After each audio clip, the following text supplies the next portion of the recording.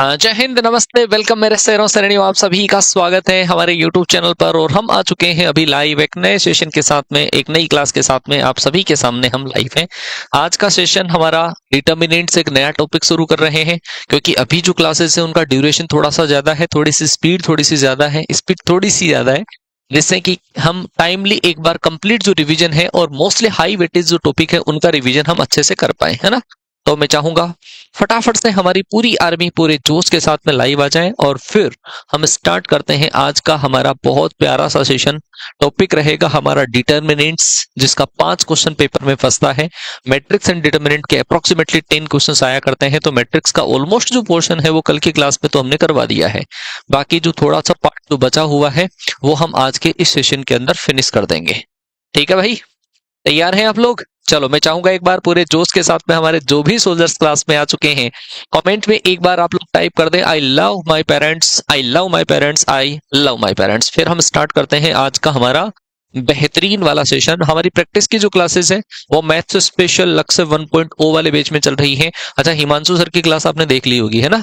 और हिमांशु सर की class cadet defence academy वाला जो चैनल है वहां पर भी आती है और यहाँ पर भी आती है इस वाले बैच में, है ना। टाइमिंग आप देख लेना एक बार एप्लीकेशन में, जिन बच्चों ने एनरोल कर रखा है बहुत बेहतरीन लेवल का बिल्कुल डेप्थ से वो कंटेंट आपको डिलीवर कर रहे हैं। और जब मेरी बात होती है उनसे तो उनका एक ही कमिटमेंट होता है कि सर आप टेंशन मत लो, मैं क्वेश्चन छाप के रख दूंगा, है ना।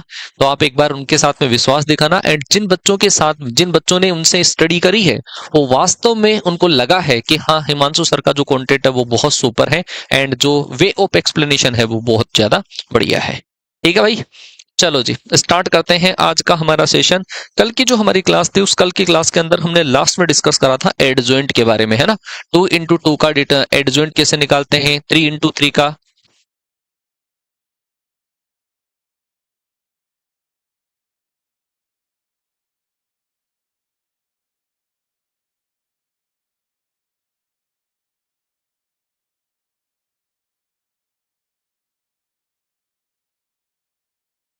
हाँ जी, तो कल लास्ट क्लास के अंदर हमने डिस्कस करा था 2 into 2 का एडजॉइंट कैसे निकालते हैं, 3 into 3 का एडजॉइंट कैसे निकालते हैं। आज हम चर्चा करने जाएंगे कि एडजॉइंट जो वास्तव में आता है कहां से, कोफैक्टर निकालने से, माइनर निकालने से ना। तो थोड़ा सा हम डिटर्मिनेंट के बारे में डिस्कस करेंगे और कैसे फैक्टर, कैसे माइनर हम कैलकुलेट करते हैं, कैसे डिटर्मिनेंट हम कैलकुलेट कर पाएंगे, उसके लिए हम आज के सेशन में चर्चा करने जा रहे हैं। ठीक है भाई, तो कर दिया जाए शुरुआत कर दी जाए। अच्छा, उसके बाद में मैं आपको कुछ प्रीवियस ईयर के क्वेश्चंस है ये वाले क्वेश्चंस कराऊंगा, जिससे कि आपका जो कॉन्सेप्ट है वो थोड़ा सा और क्लियर हो जाएगा। हाँ जी। अच्छा, एडजॉइंट की शायद कुछ प्रॉपर्टीज बची हुई थी, है ना। एडजॉइंट की कुछ प्रॉपर्टीज बची हुई थी, तो वो प्रॉपर्टीज भी आपकी हो पाएगी। पहले तो आप ये देखो कि जब हम डिटर्मिनेंट लिखते हैं, डिटर्मिनेंट हम जो कैलकुलेट करते हैं उस डिटर्मिनेंट में,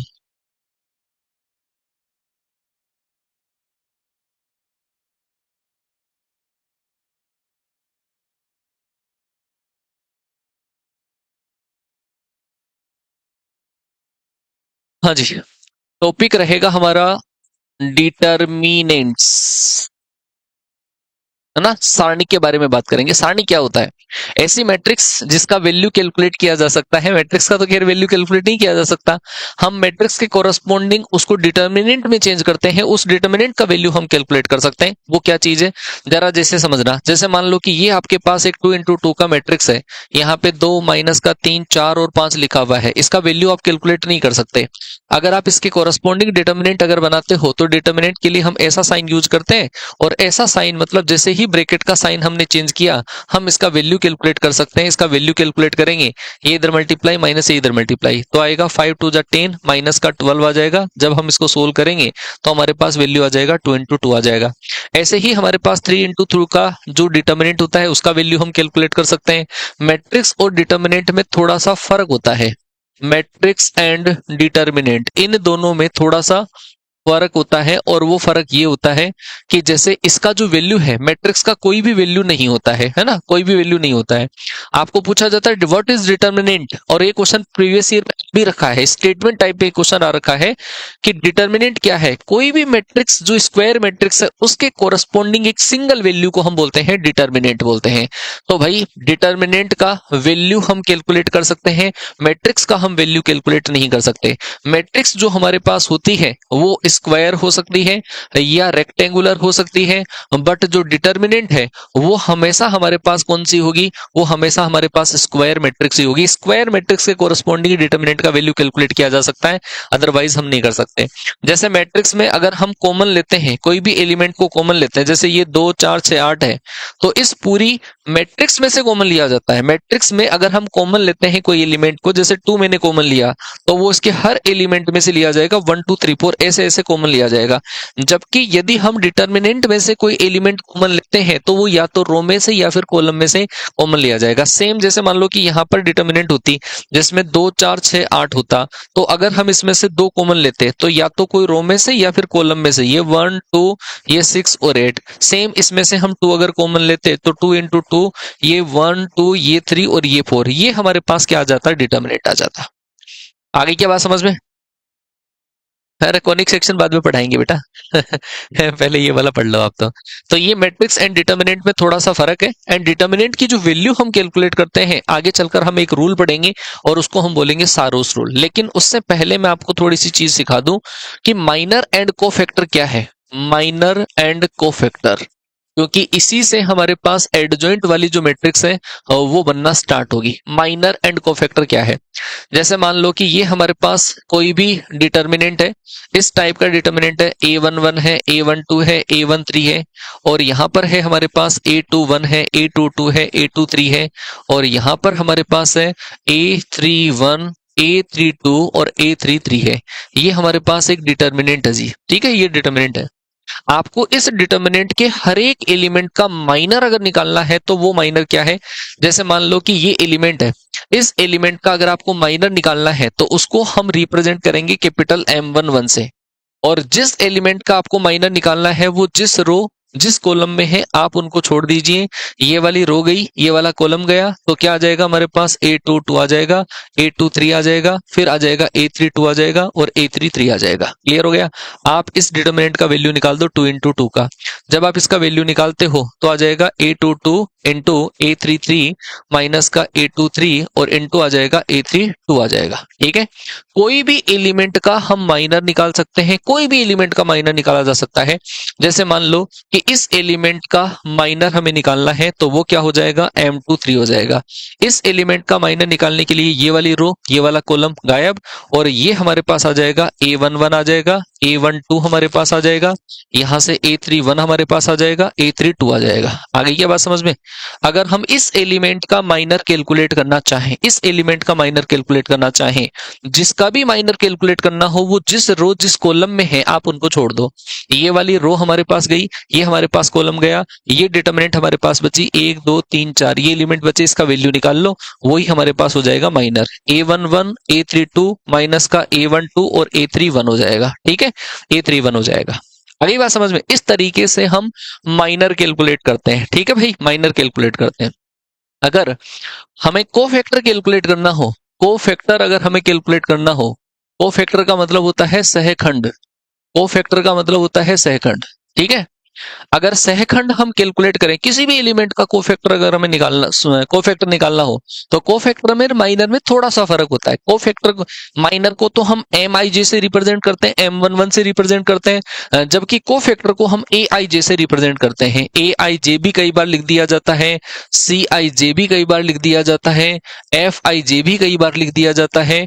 तो इस एलिमेंट का ये कोफैक्टर है, और कोफैक्टर का मतलब है -1 की पावर I प्लस का J और MIJ, ये होगा हमारे पास क्या, कोफैक्टर होगा। मतलब जो हमारे पास माइनर आया है उस माइनर को अल्टरनेट सीक्वेंस में प्लस माइनस से मल्टीप्लाई अगर कर दिया जाए तो वो होता है हमारे पास कोफैक्टर होता है। जैसे मान लो मैं आपको कहूं कि मुझे इस एलिमेंट का निकालना है, इस एलिमेंट का हमें कोफैक्टर निकालना है। तो इसका कोफैक्टर और माइनर, देखो सुनो, माइनर और कोफैक्टर बराबर हो सकते हैं कब? जब रो और कॉलम का नंबर इवन होता है। रो प्लस कॉलम का नंबर जहां पर इवन आएगा वहां पे माइनर एंड कोफैक्टर बराबर रहेगा। लेकिन जहां पर भी रो और कॉलम का नंबर ओड नंबर होता है, उस केस में माइनर एंड कोफैक्टर में माइनस का फर्क होता है और कोई भी फर्क नहीं होता है। ठीक है, जैसे मान लो कि ये हमारे पास एलिमेंट था A11 है ना, A11 का माइनर था। अगर आपको कैपिटल A11 निकालना है तो वो होगा, आप यहाँ पे I और J का वैल्यू पुट करोगे, -1 की पावर I प्लस J और आ जाएगा M11 आ जाएगा। -1 की पावर 1 + 1, ये तो प्लस का हो जाएगा, तो कैपिटल A11 बराबर हो जाएगा M11 हो जाएगा। मतलब इस केस के अंदर माइनर एंड कोफैक्टर दोनों बराबर रहेंगे। अगर आपको ये एलिमेंट जैसे A23 निकालना है, अगर आप A23 अगर कैलकुलेट करोगे तो A23 के केस में यहाँ पे I और J दोनों का वैल्यू रखो, तो -1 की पावर होगी आपके पास 2 + 3 और M23 हो जाएगा। -1 की पावर 2 + 3 5, मतलब माइनस बाहर आएगा, और माइनस बाहर आएगा तो ये हो जाएगा माइनस का M23 हो जाएगा। मतलब जो हमने माइनर निकाला है दूसरी रो तीसरे कॉलम का, उस माइनर को यदि हम माइनस से मल्टीप्लाई कर दें तो वो क्या बन जाएगा? कोफैक्टर बन जाएगा। ये हमारे पास क्या था? माइनर, और माइनर से अब कोफैक्टर बन जाएगा जब इसको हम माइनस से मल्टीप्लाई कर देते हैं। A11 A32 और माइनस का आ जाएगा A12 और A31 हमारे पास आ जाएगा। आगे क्या बात समझ में? माइनर से कोफैक्टर, कोफैक्टर से माइनर बना सकते हैं। आगे क्या बात समझ में? क्या बता रहे हो भाई? एडजॉइंट ए बराबर डिटर्मिनेंट ऑफ ए की पावर n-2 इंटू ए होता है, तो सर एडजॉइंट ए बराबर वो सबके अंदर नहीं होता ना बेटा, सबके अंदर नहीं होता, दो दो के ऑर्डर का मैंने लिखाया था फॉर्मूला बना के, वो है ना। तो ये हुआ हमारे पास कोफैक्टर। अच्छा जी, इस कोफैक्टर की प्रॉपर्टीज का क्वेश्चन पेपर के अंदर आ रखा है। इस कोफैक्टर की आप प्रॉपर्टीज लिख लो, थोड़ी सी प्रॉपर्टीज। जैसे मान लो कि ये तो हमारे पास एक डिटर्मिनेंट है, और उस डिटर्मिनेंट के अंदर जो एलिमेंट्स हैं, इस डिटर्मिनेंट में एलिमेंट है A11 है, यहाँ पर A12 है, यहाँ पर A13 है, यहाँ पर A21 है, यहाँ पर A22 है, यहाँ पर A23 एलिमेंट है, यहाँ पर A31 एलिमेंट है, यहाँ पर A32 एलिमेंट है, यहाँ पर A33 एलिमेंट है। ये हमारे पास है एक डेल मैट्रिक्स है। ठीक है, जो डायरेक्ट जो ओरिजिनल जो मतलब साधारण डिटर्मिनेंट होती है वो डिटर्मिनेंट है। एक हम डिटर्मिनेंट बना रहे हैं जो इसके कोफैक्टर से बनने वाला डिटर्मिनेंट होगा। डेल डेस बराबर होगा इन सब के कोफैक्टर से बनने वाला डिटर्मिनेंट। इसका कोफैक्टर अगर हम निकालते हैं तो कैपिटल A11, इसका कोफैक्टर निकालते हैं तो कैपिटल A12, इसका कोफैक्टर निकालते हैं तो कैपिटल A13, इसका कोफैक्टर निकालते हैं तो कैपिटल A21, इसका कोफैक्टर निकालते हैं तो कैपिटल A22, इसका कोफैक्टर निकालते हैं तो कैपिटल A23, इसका कोफैक्टर निकालते हैं तो कैपिटल A31, इसका कोफैक्टर निकालते हैं तो A32, इसका कोफैक्टर निकालते हैं तो A33 आ जाएगा। ठीक है, ये हमारे पास आ जाएगा, डेल डेस आ जाएगा। हमेशा ध्यान रखना, जब भी हम कोफैक्टर से बनने वाला डिटर्मिनेंट अगर कभी निकालते हैं, कोफैक्टर से बनने वाले डिटर्मिनेंट की वैल्यू ओरिजिनल डिटर्मिनेंट की पावर n-1 के बराबर होती है। तो आप इसको लिख सकते हो, डेल डेस बराबर होता है डेल की पावर n-1 होता है, जहां पर डेल डेस क्या है?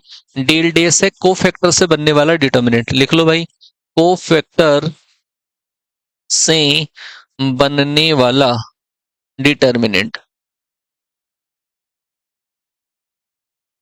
मोस्ट इंपोर्टेंट प्रॉपर्टी है, कोफैक्टर से बनने वाले डिटर्मिनेंट का वैल्यू हमेशा ओरिजिनल डिटर्मिनेंट की पावर n-1 से के बराबर होती है, और n जो है वो है हमारे पास ऑर्डर। जैसे मान लो कि 3 इंटू 3 का है, 3 इंटू 3 का जो मैट्रिक्स है डिटर्मिनेंट है, 3 इंटू 3 के अंदर डेल डेस बराबर जो होगा वो डेल स्क्वायर के बराबर होगा। अगर n बराबर कितना हो? 3, 3 ऑर्डर का अगर मैट्रिक्स है तो, अगर 4 ऑर्डर का मैट्रिक्स है तो कोफैक्टर से बनने वाले डिटर्मिनेंट का वैल्यू डेल क्यूब के बराबर होगा, यदि हमारे पास डेल 3 इंटू 3 का डिटर्मिनेंट अगर है तो। आ गई बात समझ में? तो ध्यान रखना। दूसरी इसके अंदर प्रॉपर्टी ये लगती है कि जिस रो के एलिमेंट है या जिस कॉलम के मल्टीपल के एलिमेंट है, रो और कॉलम जिस रो के या जिस कॉलम के एलिमेंट्स है, उनको उसी रो के कोफैक्टर से मल्टीप्लाई करके प्लस कर दिया जाए तो उससे डिटर्मिनेंट का वैल्यू आ जाता है। जैसे मान लो कि ये तो हमारे पास रो के एलिमेंट है और ये उसी रो के क्या है? कोफैक्टर्स हैं। ये जैसे हमारे पास एलिमेंट्स है कॉलम के, सेम ये हमारे पास एलिमेंट है, दूसरे कॉलम के कोफैक्टर्स हैं, सेम को सेम से मल्टीप्लाई कर दिया जाए तो आता है डिटर्मिनेंट का वैल्यू, और दूसरे के साथ में मल्टीप्लाई कर दिया जाए तो वो होता है 0।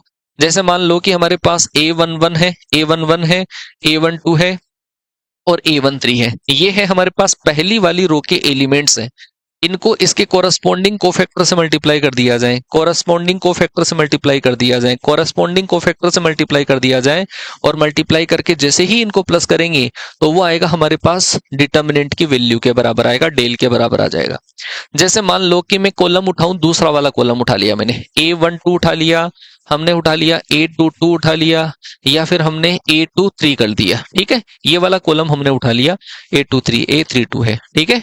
इनको इसी के कोफैक्टर से मल्टीप्लाई कर दें। इसका कोफैक्टर क्या, कैपिटल A12 प्लस इसका कोफैक्टर क्या, कैपिटल A22, इसका कोफैक्टर क्या, A32। अगर इससे कर दिया तो हमारे पास क्या आ जाता है, डिटर्मिनेंट का वैल्यू। लेकिन किसी दूसरे के साथ में करोगे नहीं बचोगे। दूसरे के साथ में अगर आप ऐसा करते हैं तो उसका वैल्यू 0 हो जाता है, ठीक है, इसका वैल्यू 0 आता है। जैसे मान लो कि हमारे पास एलिमेंट तो है पहली वाली रो के, एलिमेंट है हमारे पास A11 है, A12 है, A13 है, ये एलिमेंट है हमारे पास पहली वाली रो के, और कोफैक्टर है दूसरी वाले के। मान लो कोफैक्टर इसके वाले हैं, इसका कोफैक्टर A21, इसका कोफैक्टर निकालेंगे A22, इसका कोफैक्टर निकालेंगे A23, और इनको यदि हम मल्टीप्लाई करके प्लस करते हैं तो उससे हमारे पास कितना आ जाता है, उससे हमारे पास 0 आ जाता है। बोलो जी, बात समझ में आ गई क्या? ठीक है, कोई दिक्कत, कोई समस्या, कोई परेशानी हो तो, है ना। तो इस तरीके से हमारे पास ये इनका भी क्वेश्चन पेपर में आ चुका है। ये वाला क्वेश्चन अभी हाल फिलहाल एनडीए सेकंड 2024 में ही आया था, तो ध्यान रखना ये प्रॉपर्टीज है। अब हम आपको सिखाते हैं कि वास्तव में जो हम एडजॉइंट वाला मैट्रिक्स बनाते हैं वो मैट्रिक्स बनता कैसे है वो समझना। जैसे मान लो कि एक मैट्रिक्स है हमारे पास, ऐसी मैट्रिक्स है 2 माइनस का 3 4 और माइनस का 5 है ना, ये मैट्रिक्स है। कल हमने इसके अंदर देखा था कि एडजॉइंट कैसे निकाला जाता है। इसका एडजॉइंट निकालने का डायरेक्ट लॉजिक हमने देखा। इसका एडजॉइंट होता है इन दोनों को इंटरचेंज, इन दोनों का साइन चेंज। इन दोनों को इंटरचेंज करोगे तो माइनस का 5 और कितना आ जाएगा 2, इनका साइन चेंज करोगे तो 3 और माइनस का 4 आ जाएगा। ये तो हुआ हमारे पास क्या, इसका एडजॉइंट हुआ। अगर ये एडजॉइंट हमने डायरेक्ट बना लिया 2 into 2 का, जबकि वास्तव में जो एडजॉइंट हम बनाते हैं वो क्या बनता है समझना। पहले हम क्या करते हैं, ये जो मैट्रिक्स है इस मैट्रिक्स के हर एक एलिमेंट के कोफैक्टर से बनने वाली मैट्रिक्स निकालते हैं। कोफैक्टर से बनने वाली जो मैट्रिक्स है उसको हम AI से रिप्रेजेंट करते हैं। इस एलिमेंट का कोफैक्टर बताओ कि सर ये एलिमेंट जिस रो जिस कॉलम में है वो छोड़ दो तो कितना आ जाएगा, माइनस का 5 आ जाएगा। इस एलिमेंट का कोफैक्टर बताओ, ये रो ये कॉलम गया, कितना गया 4। अब सुनना मेरी बात को, जब ये तो हमारे पास इसका रेस्पेक्ट में तो प्लस का, फिर दूसरे के रेस्पेक्ट में कोफैक्टर को माइनस से मल्टीप्लाई करते हैं। जब माइनस से मल्टीप्लाई करेंगे तो ये माइनस का हो जाएगा, या फिर आप एक साथ माइनस लगा सकते हो। इस एलिमेंट का कोफैक्टर निकालना है जो कितना होगा, माइनस का 3, लेकिन इसके रेस्पेक्ट में माइनस का होता है तो माइनस लगा दिया। इस एलिमेंट का कोफैक्टर आपको निकालना है तो कितना आ जाएगा, 2 आ जाएगा। तो ऐसे केस में हम जो कोफैक्टर से बनने वाला मैट्रिक्स निकालते हैं, कोफैक्टर से बनने वाला जो मैट्रिक्स है वो हमारा इस तरीके से होता है। कोफैक्टर से बनने वाले जो मैट्रिक्स है उसका ट्रांसपोज अगर कर दिया जाए, इसका ट्रांसपोज कर दिया जाए तो वो मैट्रिक्स हमारा कौन सा होता है, वो होता है एडजॉइंट होता है। अच्छा, इसका आप ट्रांसपोज कर दो, इसका ट्रांसपोज करोगे तो माइनस का 5, माइनस का 4, 3 और 2, ये हमारे पास ओरिजिनल क्या होता है, एडजॉइंट होता है। तो 3 into 3 में भी हम ऐसे निकालते हैं। अगर आप जो 3 into 3 वाला लॉजिक अगर भूल जाओ तो आपको ऐसे कैलकुलेट करना पड़ेगा। मैं 3 into 3 का बता देता हूं क्योंकि एडजॉइंट इंपॉर्टेंट है भाई। अगर ये हमारे पास एक मैट्रिक्स है जिसमें लिखा हुआ है 2 माइनस का 3 4, 5 माइनस का 1 0, माइनस का 2 1 और 3 हमने लिख दिया, ठीक है। ये एक मैट्रिक्स है और इस मैट्रिक्स के हम क्या निकालेंगे, कोफैक्टर से बनने वाला डिटर्मिनेंट मैट्रिक्स निकालेंगे। इसके कोफैक्टर से बनने वाला अगर मैट्रिक्स निकालें तो कैसे निकलेगा, सहखंडों से बनने वाला। हर एलिमेंट का कोफैक्टर निकालना पड़ेगा। इस एलिमेंट का कोफैक्टर निकालोगे, ये वाली रो ये वाला कॉलम गया, क्या आएगा, माइनस का 3 आ जाएगा। ये माइनस का 3 आ गया। आप इस एलिमेंट का कोफैक्टर निकालोगे तो ये रो ये कॉलम गया, 5 3 15 आ जाएगा, तो ये 15। अच्छा, जो आप साइन अभी मैं लगा नहीं रहा हूं, मैं साइन एक साथ लगा दूंगा और वो भी प्रोसीजर सुनना, वो ज्यादा सही है। अगर आप इस एलिमेंट का कोफैक्टर निकालते हैं तो ये रो ये कॉलम गया, तो 5 माइनस का 2 कितना आ जाएगा, 3 आ जाएगा। आप इस एलिमेंट का कोफैक्टर निकालते हैं तो ये रो ये कॉलम गया, माइनस का 9 माइनस का 4 माइनस का 13 आ जाएगा। इस रो का अगर आप इस एलिमेंट का निकालना है तो 3 दूनी 6, 6 और 8 कितना हो जाएगा, 14 हो जाएगा। इस एलिमेंट का अगर आपको निकालना है तो ये इधर मल्टीप्लाई, 2 और माइनस का 6, 2 और माइनस का 6 क्या हो गया, माइनस का 4 हो गया। आप इसके रेस्पेक्ट में निकालते हैं तो ये इधर मल्टीप्लाई तो आ जाएगा हमारे पास प्लस का 4 हो जाएगा। इसके रेस्पेक्ट में यदि आप करते हैं तो ये इधर मल्टीप्लाई तो आ जाएगा माइनस का 20 आ जाएगा। आप इसके रेस्पेक्ट में अगर करते हैं माइनस का 2 प्लस का 15 तो आएगा 13 आ जाएगा। तो ये एलिमेंट हमारे पास 13 आ जाएगा। आ गई क्या बात समझ में? तो ये होगा हमारे पास ए आई जे होगा। अब ये तो अभी ए आई जे बना नहीं है, ये कोफैक्टर का साइन मैंने नहीं लगाया अभी, और वो साइन लगाने के लिए एक बार आप डायरेक्ट कैलकुलेट कर लो, फिर अल्टरनेट सीक्वेंस में प्लस माइनस से मल्टीप्लाई कर दो। इसको प्लस से माइनस से प्लस से माइनस से प्लस से माइनस से प्लस से माइनस से प्लस से, ठीक है। ये बन गया हमारे पास ए आई जे बन गया, ए आई जे बन गया। और आपको क्या करना है, जब इसका एडजॉइंट निकालना है, एडजॉइंट अगर निकालना है तो इसका एडजॉइंट क्या होगा, इसका एडजॉइंट होगा इसका ट्रांसपोज कर दो, है ना। ए आई जे को फैक्टर से बनने वाली मैट्रिक्स का ट्रांसपोज, माइनस का 3 माइनस का 15 कितना आ जाएगा, 3 आ जाएगा। यहाँ पे 13, ये 14, ये आ जाएगा 4, ये 4 आ जाएगा, 20 आ जाएगा, 13 आ जाएगा। तो ये क्या होगा हमारे पास, एडजॉइंट ऑफ ए आ जाएगा। बताओ कोई दिक्कत? हाँ हाँ, कल लिखाई तो थी मैंने, हैं? बताओ, मैंने कल लिखाई थी भाई प्रॉपर्टीज, आपको एडजॉइंट की प्रॉपर्टीज नहीं लिखाई? कल एडजॉइंट की प्रॉपर्टीज लिखा रखी थी। इतने में बताओ कोई समस्या हो, कोई दिक्कत हो तो।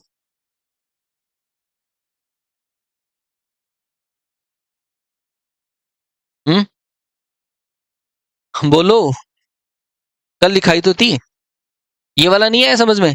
तो फिर मैंने आपको इसके लिए एक लॉजिक बताया था डायरेक्ट ही, वो वाला लॉजिक आप अप्लाई कर लो, है ना। कि 1 मिनट में दूसरी एक जो दूसरा लॉजिक है कल की क्लास के अंदर मैंने बताया था, 3 × 3 का जो मैट्रिक्स बनता है उसके कॉरस्पॉन्डिंग एडजॉइंट कैसे निकालते हैं वो भी समझ जाओ आप। एक बार वापस बता देता हूँ। ए बराबर आपके पास कोई भी एक मैट्रिक्स है, 2 माइनस का 3 4, यहाँ पर आपके पास लिखा हुआ है माइनस का 2 1 0 0 माइनस का 1 और 5।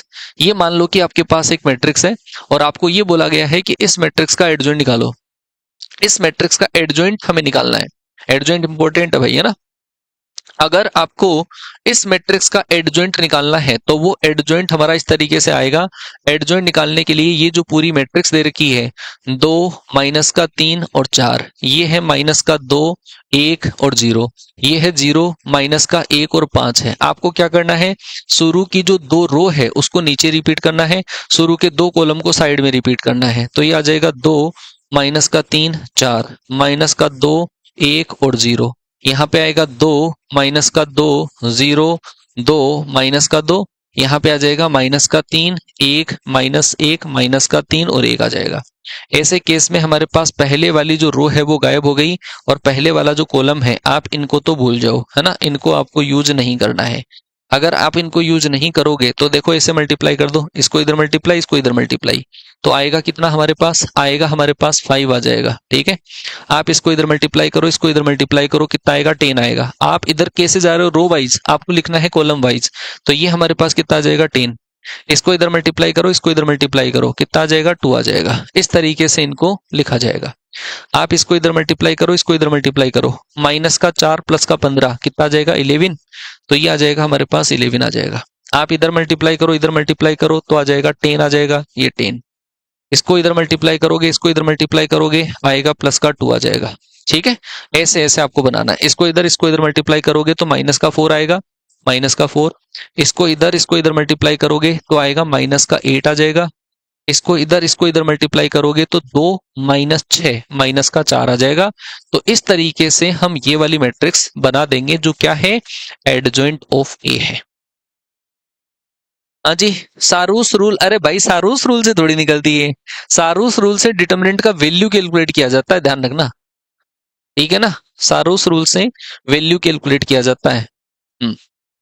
चलो जी, अब देखो मैट्रिक्स की एंड डिटरमिनेंट, सॉरी एडजॉइंट की और एडजॉइंट की डिटरमिनेंट की कुछ कंबाइन प्रॉपर्टीज हैं जो बहुत ज्यादा इंपॉर्टेंट है। उन प्रॉपर्टीज के ऊपर आप फोकस करना।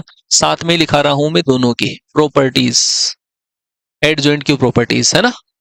कल की क्लास के अंदर मैंने इतना तो लिखा ही दिया था कि ए इंटू एडजॉइंट ऑफ ए बराबर एडजॉइंट ऑफ ए और इनटू ए यदि हम करते हैं तो वो आता है हमारे पास डिटर्मिनेंट ऑफ ए इनटू इकाई मैट्रिक्स के बराबर आता है। दूसरी प्रॉपर्टी, अगर मैंने आपको लिखाया था कि 2 बार एडजॉइंट यदि कर लिया जाए, एडजॉइंट ऑफ ए अगर कर लिया जाए तो इसका मतलब होता है डिटर्मिनेंट ऑफ ए की पावर हमने कितनी बार एडजॉइंट किया है, 2 बार किया है। 2 बार एडजॉइंट यदि हम करते हैं तो एन में से 2 माइनस हो जाएगा, इनटू ए आ जाएगा। अगर हम इसमें 3 बार एडजॉइंट करें, एक बार एडजॉइंट कर लिया, फिर दूसरी बार हमने एडजॉइंट कर लिया और तीसरी बार अगर हमने एडजॉइंट कर लिया, 3 बार एडजॉइंट कर लिया, तो ऐसे केस में डिटर्मिनेंट ऑफ ए की पावर n माइनस 3 और इनटू हमारे पास क्या होगा सोचो। अगर हम कोई भी 2 इंटू 2 की मैट्रिक्स है, 2 इंटू 2 की कोई मैट्रिक्स है हमारे पास और उस मैट्रिक्स के अंदर यदि हम 2 बार एडजॉइंट करते हैं, एडजॉइंट का एडजॉइंट करते हैं, n का मतलब कितना है 2, n का मतलब 2 आप यहां पे रखोगे, 2 माइनस 2 कितना आ जाएगा 0, डिटर्मिनेंट ऑफ ए की पावर 0 मतलब 1, तो वापस वो का वही मैट्रिक्स आ जाएगा। ध्यान रखना जितने ऑर्डर की मैट्रिक्स है उतनी ही बार अगर हम एडजॉइंट करते हैं तो वापस वो की वही मैट्रिक्स आती है। जैसे 3 इंटू 3 की हमारे पास मैट्रिक्स है, तो 3 इंटू 3 की जो मैट्रिक्स है उसमें क्या होगा, उसमें होगा n का वैल्यू, 2 बार एडजॉइंट करोगे तब तो डिटर्मिनेंट ऑफ a इंटू ए आ जाएगा। 3 बार अगर आप एडजॉइंट करोगे तो 3 माइनस 3 कितना हो जाएगा 0, वापस वो का वही मैट्रिक्स आ जाएगा। ठीक है, ध्यान रखना।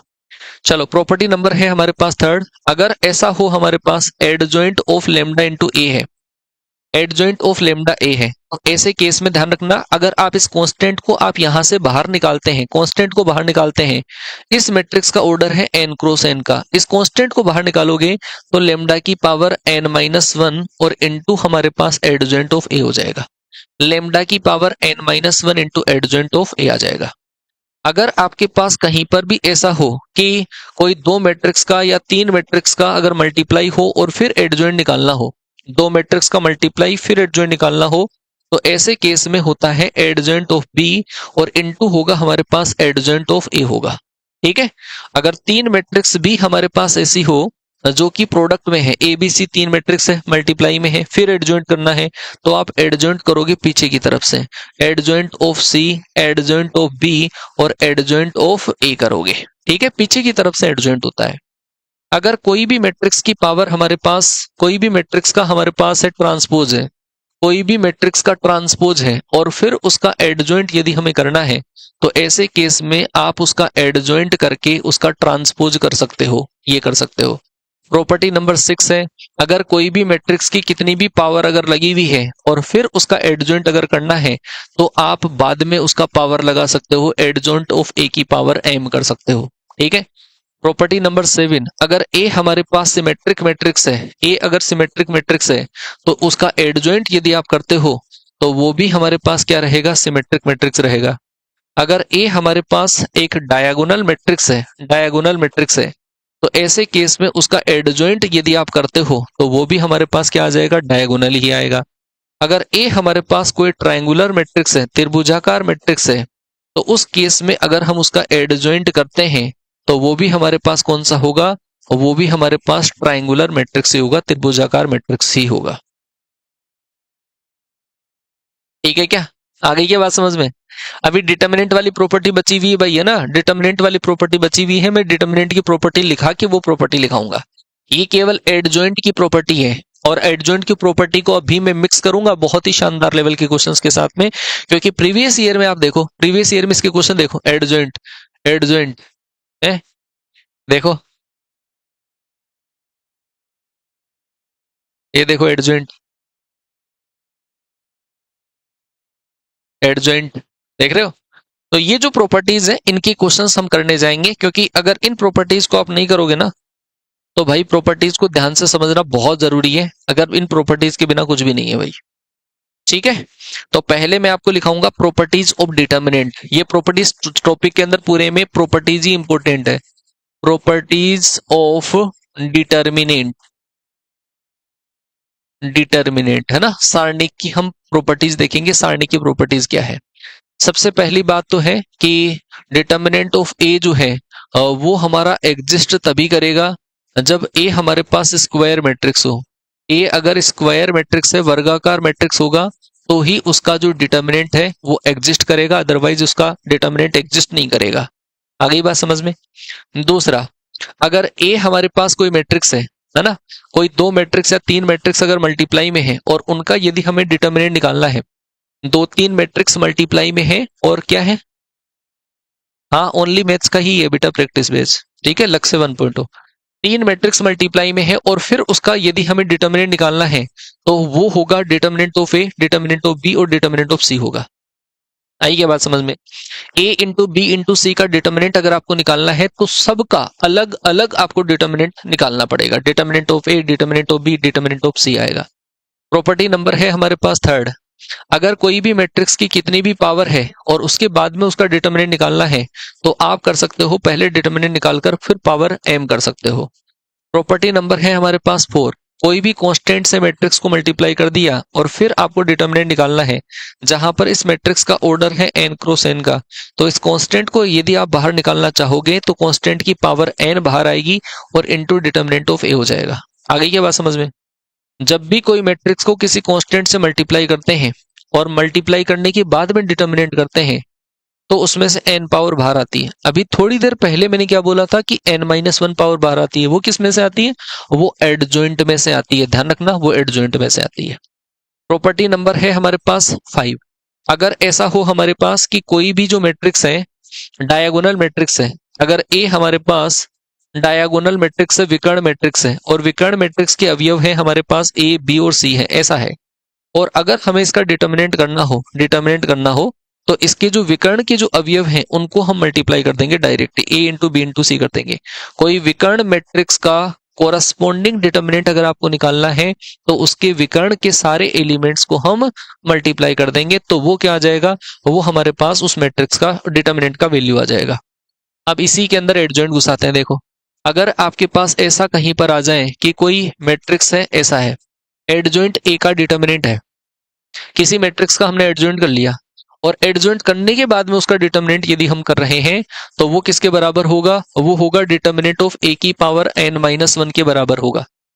आप मान लो कि उसके अंदर दो बार एडजॉइंट कर रहे हो, एडजॉइंट ए कर रहे हो और फिर आपको उसका डिटर्मिनेंट निकालना है, तो आपने जितनी बार एडजॉइंट किया उतनी पावर n-1 के ऊपर लग जाएगी, तो इसका मतलब होगा डिटर्मिनेंट ऑफ ए की पावर n-1 का स्क्वायर के बराबर होगा। ऐसे ही आप 3 बार अगर इसका एडजॉइंट कर देते हो तो पावर उधर n-1 की पावर 3 लग जाएगी। तो ये प्रॉपर्टीज जो है वो बहुत बहुत इंपॉर्टेंट है, इनके ही क्वेश्चंस पेपर में आया करते हैं, फंसा करते हैं, ठीक है। चलो मैं आपको कुछ एक क्वेश्चन लिखा दूं, एडजॉइंट का, डिटर्मिनेंट का, मैट्रिक्स का मिक्सअप क्वेश्चन है। वैसे आपको दे रखा है एक जो मैट्रिक्स है वो हमें दे रखी है 3x3 ऑर्डर की है और इस मैट्रिक्स के कोरस्पोंडिंग जो डिटर्मिनेंट है उसका वैल्यू है हमारे पास 5 है, ठीक है, इसका वैल्यू है 5। तो आपको निकालना है, सबसे पहली बात तो इसका निकालना है एडजॉइंट ऑफ ए का डिटर्मिनेंट आपको निकालना है कितना होगा। दूसरा मेरा सवाल ये है कि आपको इस मैट्रिक्स को 3 से मल्टीप्लाई करना है, फिर इसका एडजॉइंट का डिटर्मिनेंट निकालना है, कितना आएगा बताओ। देखिए समझ में आया कि नहीं तुम्हारे, बताओ जल्दी से। इनवर्स, अरे रुक जाओ इनवर्स भी बताते हैं, बी पेशेंस।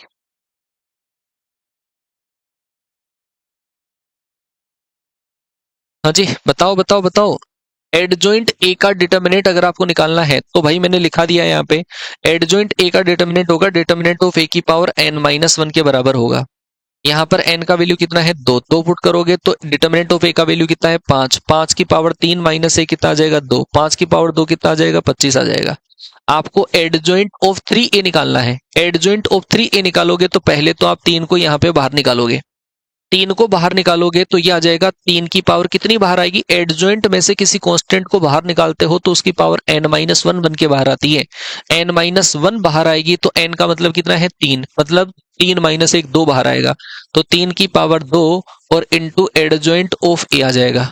3 की पावर 2 है 9, आप इस 9 को यहां से बाहर निकालोगे, 3 की पावर 2 9 को बाहर निकालोगे तो वो कितना बाहर आएगा, वो आएगा डिटर्मिनेंट की पावर, डिटर्मिनेंट का ऑर्डर की पावर बनेगी। डिटर्मिनेंट का ऑर्डर कितना है 3 का, तो 9 की पावर 3 और इनटू बचेगा हमारे पास डिटर्मिनेंट ऑफ एडजॉइंट ए बचेगा।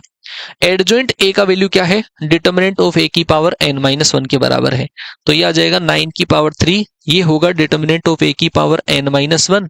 डिटर्मिनेंट ऑफ ए का वैल्यू कितना है 5, उसकी पावर 3-1 मतलब 2 आ जाएगा, तो 9 की पावर 3 इंटू 5 की पावर हमारे पास कितना आ जाएगा, 2 आ जाएगा। ये हमारे पास इस क्वेश्चन का सही आंसर आएगा। आया? अरे ठीक है क्या? हाँ जी। और देखो थोड़ा सा और घुमा के बताते हैं तुम्हें। ऐसा आपको दे रखा है, ए जो है एक मैट्रिक्स है, 3 इंटू 3 की मैट्रिक्स है।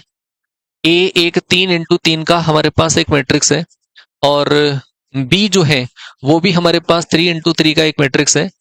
ए के कोरस्पॉन्डिंग जो डिटर्मिनेंट है उसका वैल्यू 5 है, बी के कोरस्पॉन्डिंग जो डिटर्मिनेंट है उसका वैल्यू हमारे पास 6 है, और आपको ये निकालना है adjoint of adjoint of 2a, ये निकालना है और इसका डिटर्मिनेंट भी करना है। पहला सवाल है, बहुत खतरनाक सवाल है। दूसरा सवाल मेरे पास ये है, adjoint of 5ab, 5a into B का आपको डिटर्मिनेंट निकालना है, कितना आएगा। थर्ड नंबर पे जो क्वेश्चन है वो ये है, एडजॉइंट ऑफ एडजॉइंट और 2ab, यहां पे ab मत लिखो, 3b लिख लो आप। अब आएगा ना मजा। बहुत प्यारा सवाल बना दिया भाई, बहुत ही प्यारा सवाल बना दिया, मानो या ना मानो, बहुत प्यारा सवाल बना दिया। सब इसमें प्रॉपर्टीज का खेल है, पूरा का पूरा प्रॉपर्टी जिस बच्चे को आती है वो वास्तव में बढ़िया कर सकता है, पूरे 10 के 10 क्वेश्चन सही कर सकता है इसके।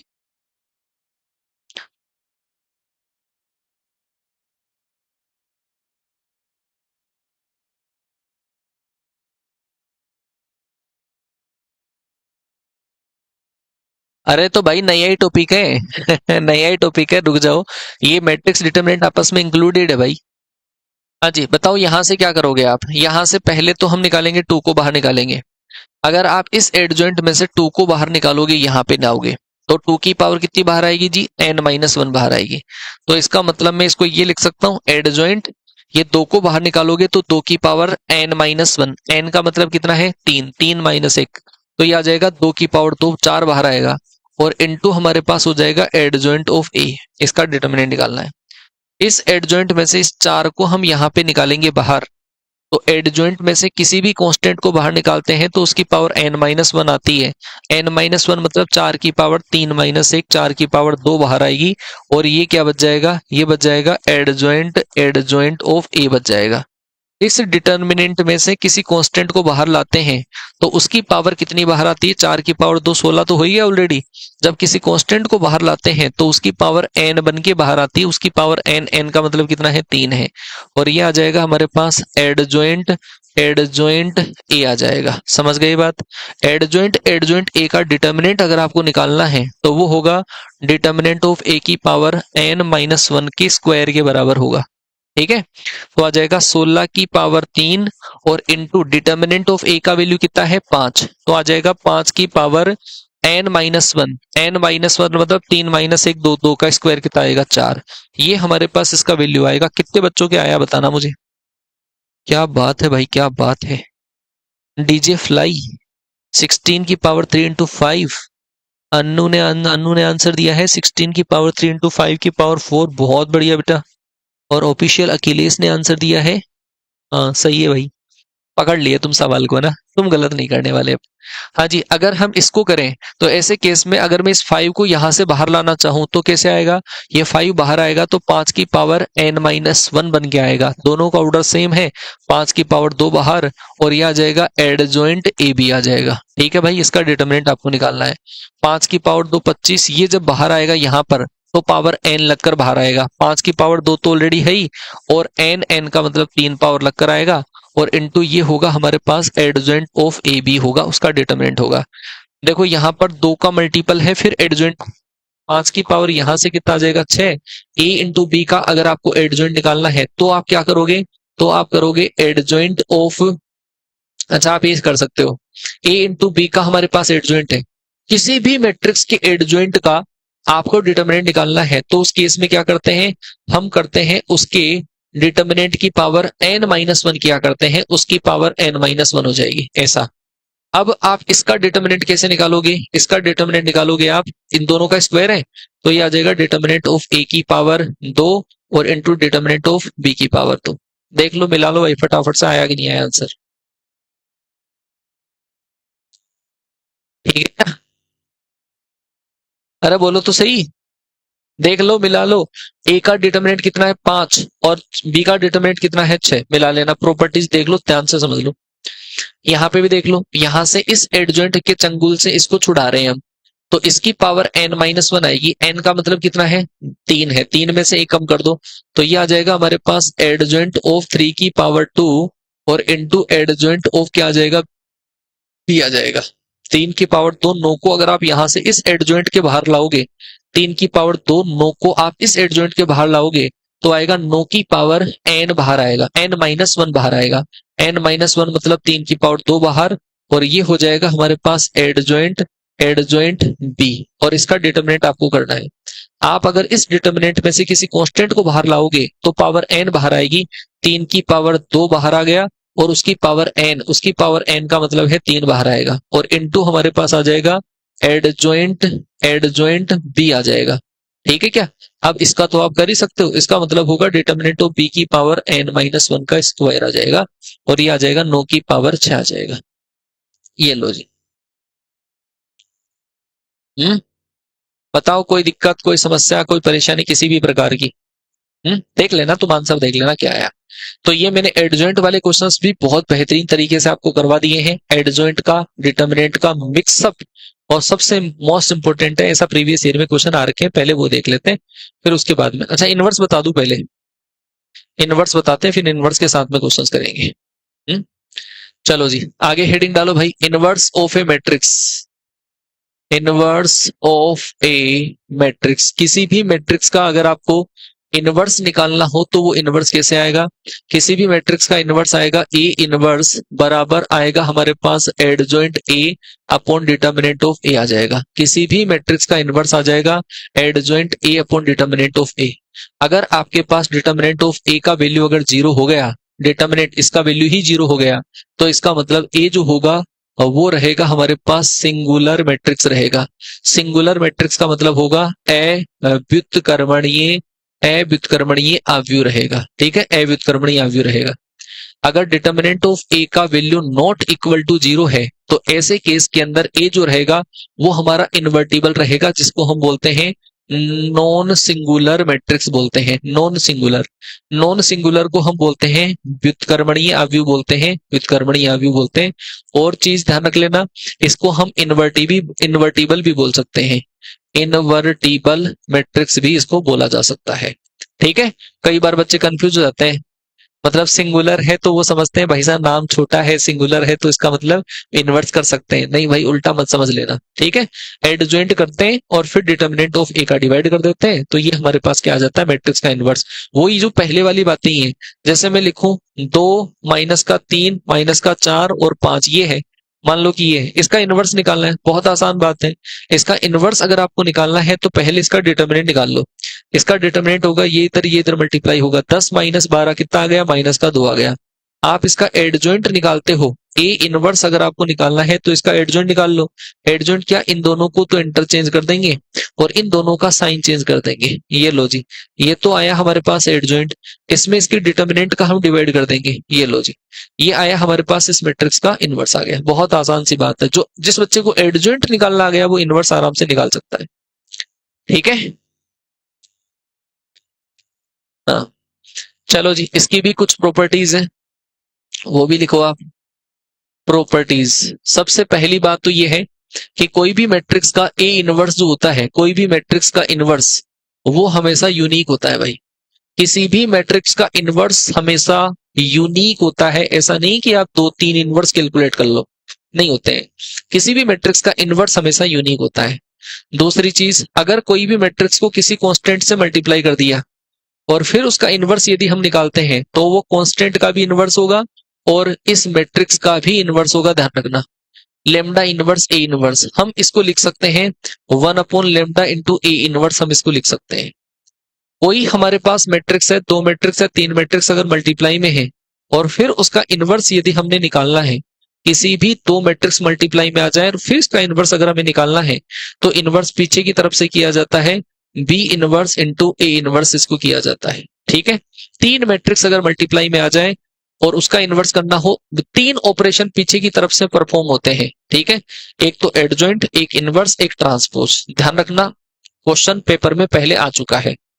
अगर मैं कहूं आपको कि ऐसा हमारे पास है, कोई भी मैट्रिक्स को अगर हम उस मैट्रिक्स के इनवर्स से मल्टीप्लाई कर दें तो वो किसके बराबर होगा? आइडेंटिटी मैट्रिक्स के बराबर होगा। ए इनवर्स को ए से मल्टीप्लाई कर दोगे तो भी वो आइडेंटिटी के बराबर ही हो जाएगा, चाहे वहां पर 2 मैट्रिक्स ही क्यों ना लिखी हुई हो। अगर आपके पास लिखा हुआ है ए इंटू बी और ए इंटू बी का इनवर्स लिखा हुआ है ऐसा, तो भी वो किसके बराबर होगा? आई के बराबर होगा।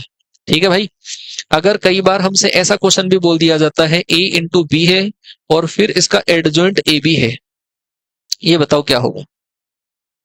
मैट्रिक्स और उस मैट्रिक्स का एडजॉइंट, मैट्रिक्स इंटू मैट्रिक्स का एडजॉइंट क्या होता है? डिटर्मिनेंट ऑफ ए इंटू इकाई मैट्रिक्स होता है। तो आप इसको लिख सकते हो डिटर्मिनेंट ऑफ ए बी और इंटू आई, और इस डिटर्मिनेंट ऑफ ए बी को लिख सकते हो determinant of A into determinant of B into I लिख सकते हो। ये इनवर्स की कुछ प्रॉपर्टीज है, ध्यान रखना, जितनी आ सकती है वो मैंने आपको बता दी है। ठीक है, अगर डिटर्मिनेंट का वैल्यू 1 के बराबर है तो उस मैट्रिक्स के अंदर इनवर्स और एडजॉइंट दोनों बराबर होते हैं। प्रॉपर्टी नंबर 6 भी लिख लो आप। कोई भी मैट्रिक्स जिसमें डिटर्मिनेंट अगर 1 के बराबर है तो उस मैट्रिक्स का इनवर्स और उस मैट्रिक्स का एडजॉइंट दोनों बराबर हुआ करते हैं। ठीक है भाई, बताओ कोई दिक्कत? चलो जी, ये देखो क्वेश्चन ऐसे आते हैं, और मैं बता दूं आपको फिर से, ये स्टेटमेंट वाले क्वेश्चंस के ऊपर वार होगा, खतरनाक होगा। स्टेटमेंट वाले क्वेश्चन पेपर में आएंगे ही आएंगे, और मैट्रिक्स जिनमें सबसे ज्यादा प्रॉपर्टीज है, जिनमें प्रॉपर्टीज है, उन प्रॉपर्टीज से क्वेश्चन स्टेटमेंट बनाना वो बहुत ज्यादा इंपॉर्टेंट है। तो इसके अंदर मैंने आपको प्रॉपर्टी सिखाई है, एडजॉइंट की, इनवर्स की, ट्रांसपोज की, कितनी कितनी डिटर्मिनेंट की प्रॉपर्टीज। उन प्रॉपर्टीज के बेसिस पे स्टेटमेंट टाइप के सवाल बनेंगे पेपर में, 101% बनेंगे भाई, ध्यान रख लेना, हर बार पूछते हैं। तो बताओ क्या आएगा इस क्वेश्चन का आंसर? मिलाओ, ए इनवर्स बराबर एडजॉइंट ए कब हो सकता है? जब डिटर्मिनेंट का वैल्यू 1 होता है।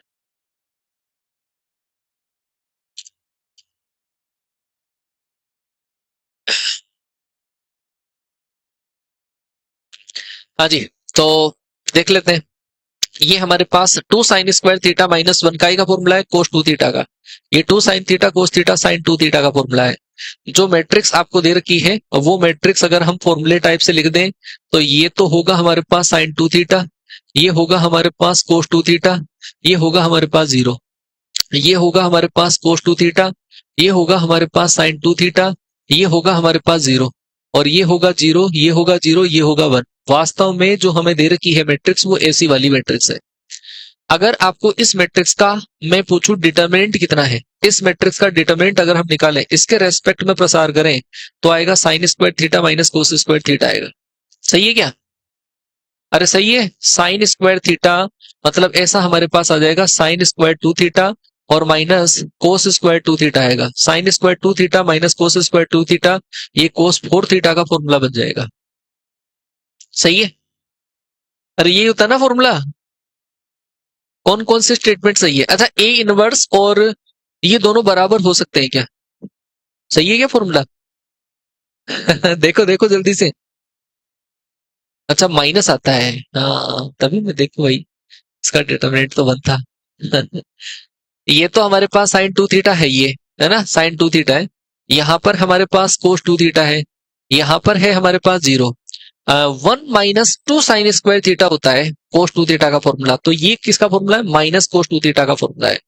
तो यहां पर आएगा हमारे पास माइनस का कोस 2 थीटा आ जाएगा, यहां से हमारे पास क्या आ जाएगा? साइन 2 थीटा आ जाएगा, और यहां पर हमारे पास आ जाएगा 0, ये आ जाएगा 0, ये आ जाएगा 0, ये आ जाएगा 1। ये हमारे पास एक मैट्रिक्स बनी हुई है, ये मैट्रिक्स है, ठीक है, ए मैट्रिक्स है।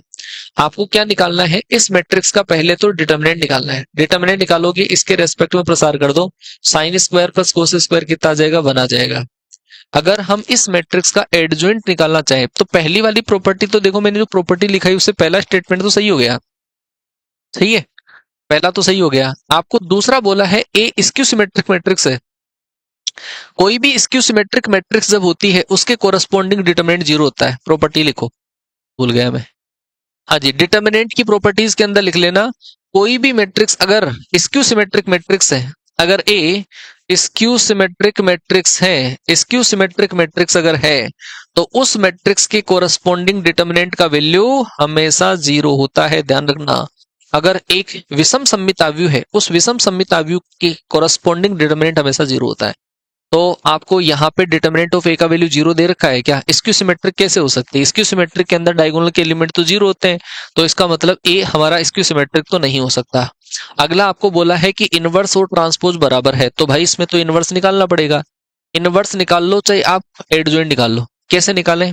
ये हमारे पास आ जाएगा साइन 2 थीटा, यहाँ पर है माइनस का कोस 2 थीटा, यहाँ पर है 0, यहाँ पर है हमारे पास कोस 2 थीटा, यहाँ पर है हमारे पास साइन 2 थीटा, यहाँ पे होगा 0, यहाँ पे होगा 0, यहाँ पे होगा 0, ये होगा 1। अच्छा, आप इन दो रो को नीचे रिपीट कर दोगे तो आ जाएगा साइन 2 थीटा, यहाँ पे आ जाएगा कोस 2 थीटा, यहाँ पे आ जाएगा माइनस का कोस 2 थीटा, यहाँ से आ जाएगा साइन 2 थीटा, यहाँ से आ जाएगा हमारे पास 0, यहाँ से आ जाएगा 1।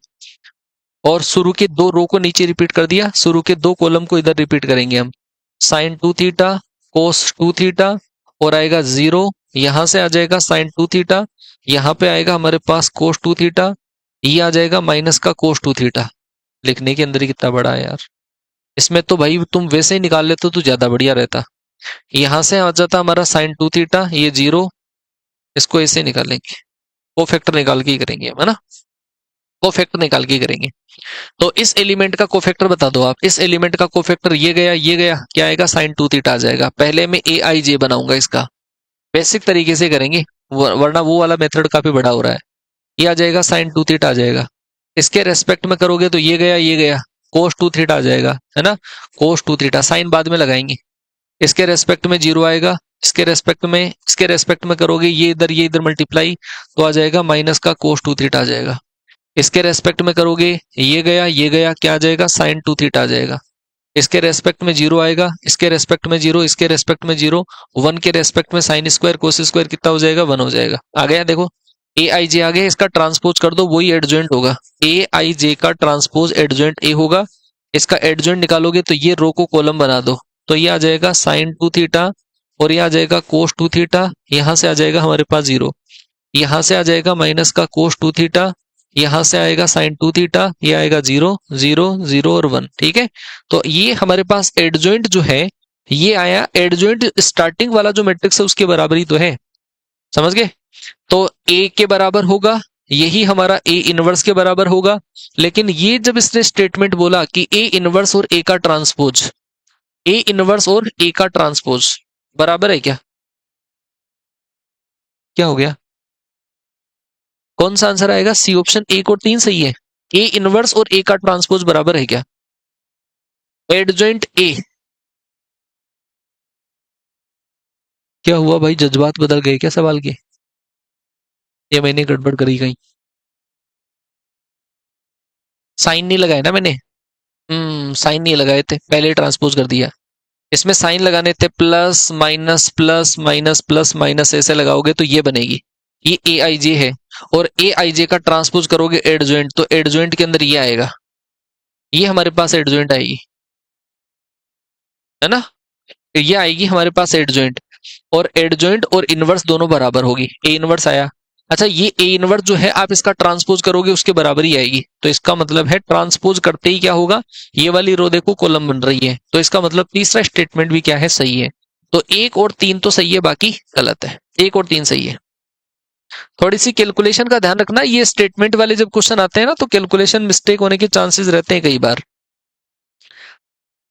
बोलो क्या कहते हो, प्रॉपर्टीज है पूरी की पूरी। हाँ जी, पहले तो ये बता दो, कोई भी मैट्रिक्स का ट्रांसपोज का एडजॉइंट क्या होगा, एडजॉइंट का ट्रांसपोज। तो ऐसे केस में आप इसको ए इंटू क्या लिख सकते हो, आप ये लिख सकते हो एडजॉइंट ऑफ ए का ट्रांसपोज लिख सकते हो, क्या लिख सकते हैं, बराबर है प्रॉपर्टीज है। आपको बोला ए स्क्वायर बराबर ए, और ए एन क्रम का इकाई आव्यूह है, इकाई आव्यूह की कितनी भी पावर लगा दो इकाई रहता है। ए क्यूब बराबर ए, जब ए इकाई मैट्रिक्स है, सही तो है, इकाई मैट्रिक्स के अंदर कितनी भी पावर आप लगा दो वापस वो का वही मैट्रिक्स रहता है।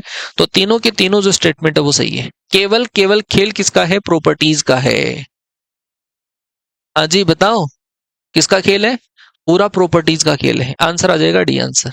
नेक्स्ट, ये लो जी प्रॉपर्टीज, हर में प्रॉपर्टीज लिखी हुई है, एनडीए फर्स्ट 2024 में क्वेश्चन लिखा हुआ है। एडजॉइंट ए बी बराबर, मैंने कहा था एडजॉइंट इनवर्स ट्रांसपोज पीछे से ओपन होता है, ये आगे से ओपन कर रखा है, गलत है। ए इंटू बी का एडजॉइंट और बी इंटू ए का एडजॉइंट, जब ए बी और बी ए बराबर होते हैं क्या, जो आप एडजॉइंट बराबर कर रहे हो, पहले आप ये बताओ ए बी और बी ए बराबर होते हैं क्या, होते हैं बराबर ना जी, ये बराबर नहीं होते, तो फिर एडजॉइंट कैसे बराबर हो गए भाई, है, तो इसका मतलब है ये भी बराबर नहीं है। ये मैंने आपको एक प्रॉपर्टी लिखाई थी कि कोई भी मैट्रिक्स और उस मैट्रिक्स का एडजॉइंट वो होता है डिटर्मिनेंट ऑफ ए इंटू इकाई मैट्रिक्स होता है। चाहे आप इस ए की जगह कुछ भी लिख दो, ए इंटू बी लिख दो, A into B adjoint of A B बराबर हमारे पास आ जाएगा ए इंटू बी का डिटर्मिनेंट इंटू आई आ जाएगा, इसको इधर ट्रांसफर कर लो आप, तो आ जाएगा ए इंटू बी और into adjoint of A B और माइनस ए इंटू बी का डिटर्मिनेंट इंटू इकाई मैट्रिक्स बराबर जीरो मैट्रिक्स आ जाएगा, नल मैट्रिक्स, सही है। तीसरा जो स्टेटमेंट है वो हमारा सही है। आपको बोला है कि कितने स्टेटमेंट सही हैं, कितने स्टेटमेंट सही हैं, कितने और कौन कौन से स्टेटमेंट सही हैं, दोनों क्वेश्चंस में फर्क है भाई, ठीक है ना, ध्यान रख लेना, आंसर आ जाएगा बी ऑप्शन। एनडीए फर्स्ट 2024 का क्वेश्चन है। स्टेटमेंट देखो तुम, स्टेटमेंट ही स्टेटमेंट भरे पड़े हैं पूरे के पूरे। आपको बोला है स्क्यू सिमेट्रिक मैट्रिक्स है भाई, है ना, skew symmetric matrix of order 3 है, मतलब इस टाइप की कोई मैट्रिक्स है, जीरो यहाँ पर माइनस का ए है, यहाँ पर बी है, यहाँ पर ए है, यहाँ पे जीरो है, यहाँ पर सी है, यहाँ पे माइनस का बी है, यहाँ पर माइनस का सी है और ये जीरो है। ये हमारे पास एक मैट्रिक्स है और आप देख पाओगे कि ये जो मैट्रिक्स है वो स्क्यू सिमेट्रिक मैट्रिक्स है, स्क्यू सिमेट्रिक मैट्रिक्स है। इस स्क्यू सिमेट्रिक मैट्रिक्स में विकर्ण के सभी अवयव जीरो हैं, हाँ जी विकर्ण के सभी अवयव जीरो हैं। फिर विकर्ण के मैट्रिक्स के सभी विकर्ण अवयवों का योगफल जीरो है, sum of diagonal elements of matrix is zero, एक ही बात है भाई। ए इज ऑर्थोगोनल मैट्रिक्स, अभी ऑर्थोगोनल मैट्रिक्स पढ़ाएंगे आपको। ऑर्थोगोनल मैट्रिक्स में होता है ट्रांसपोज वापस उसी मैट्रिक्स के बराबर आ जाता है, तो उसको बोलते हैं orthogonal. A into A transpose, A into A transpose बराबर इकाई मैट्रिक्स अगर आ जाता है तो उसको हम बोलते हैं ऑर्थोगोनल मैट्रिक्स। आ गई क्या बात समझ में, तो ये समझ में आया आपके, हैं कि प्रॉपर्टीज के ही क्वेश्चंस पेपर में आया करते हैं। हाँ जी, ये क्वेश्चन देखो, ए आपको इकाई मैट्रिक्स दे रखा है और इकाई मैट्रिक्स की कितनी भी पावर लगाओ हमेशा इकाई रहेगा, तो A3 जो है वो भी क्या रहेगा, A3 चाहे आप A2 करो वो हमेशा इकाई मैट्रिक्स ही आपका रहेगा। 23i में से 23i को माइनस करोगे तो कितना आ जाएगा, जीरो मैट्रिक्स आ जाएगा। ए ऑप्शन इस क्वेश्चन का सही आंसर होगा। नेक्स्ट, एनडीए सेकंड 2023 पूरे स्टेटमेंट आपको दे रखा है, एक डायगोनल मैट्रिक्स है, आपको बोला गया है कि किसी भी धनात्मक पूर्णांक n के लिए a की पावर n अव्युत्क्रमणीय रहेगा। अव्युत्क्रमणीय क्यों भाई, एक बार पढ़ लो इंग्लिश के अंदर कि इसका इनवर्स नहीं कर सकते, वो होता है अव्युत्क्रमणीय।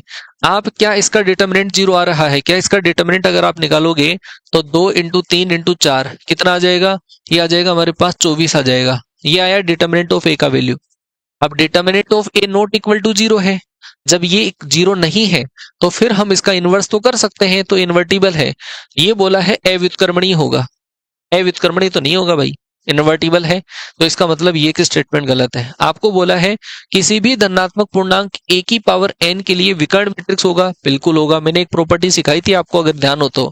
अगर a आपके पास कोई एक डायगोनल मैट्रिक्स है तो a की पावर n भी एक डायगोनल मैट्रिक्स ही रहेगा, कितनी भी पावर लगा दो, तो इसका मतलब ये स्टेटमेंट सही है। फिर आपको बोला है किसी भी धनात्मक पूर्णांक n के लिए a की पावर n हमेशा एक सममित अवयव होगा, हाँ जी सिमेट्रिक मैट्रिक्स होगा।